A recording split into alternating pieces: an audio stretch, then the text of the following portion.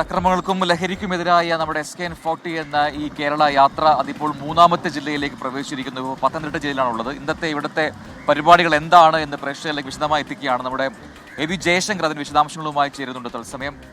ജയ്, good morning. അപ്പോൾ ഇന്ന് പത്തനംതിട്ട ജില്ലയിൽ നമ്മുടെ കേരള യാത്ര എത്തിയിരിക്കുന്നു. SKN40 അതെ, അടൂരിൽ തുടങ്ങിയിരിക്കുന്നു. അപ്പോൾ ഇന്ന് നമ്മുടെ പര്യടനം എങ്ങനെയാണ്? ഏതൊക്കെ ഇടങ്ങളിലേക്കാണ് നമ്മുടെ യാത്ര? ഏതൊക്കെ കോളേജ് ക്യാമ്പസിൽ നമ്മൾ പോകുന്നുണ്ടെന്ന്?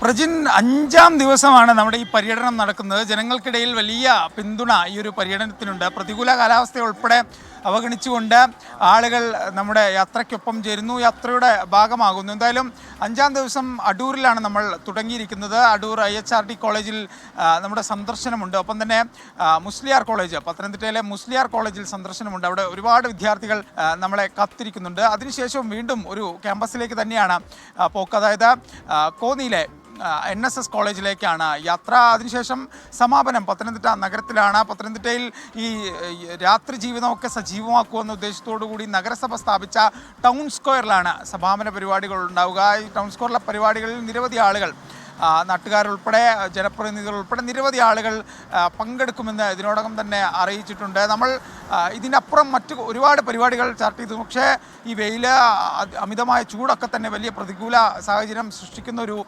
സാഹചര്യമുണ്ട്. ഒപ്പം തന്നെ സ്കൂളുകളിൽ നമ്മൾ ഏറ്റവും പ്രധാനമായി കയറി ചെല്ലേണ്ട ഒരു ഇടം സ്കൂളുകളാണ്. പക്ഷേ സ്കൂളുകളിൽ നിലവിൽ പരീക്ഷകൾ ഉൾപ്പെടെ നടക്കുന്നതിനാൽ എത്താൻ സാധിക്കാത്തൊരു സാഹചര്യം, അസൗകര്യം നേരിടുന്നുണ്ട്. എന്തായാലും പത്തനംതിട്ടയിൽ 2 ദിവസമാണ് പര്യടനം. നാളെ തിരുവല്ല ഉൾപ്പെടെയുള്ള സ്ഥലങ്ങളിലേക്ക് പോകുന്നുണ്ട്.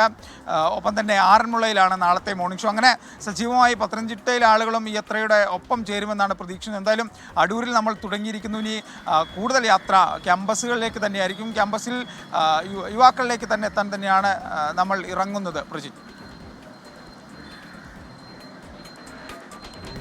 AB ജയശങ്കറാണ് വിശദാംശങ്ങൾ നൽകിയത്.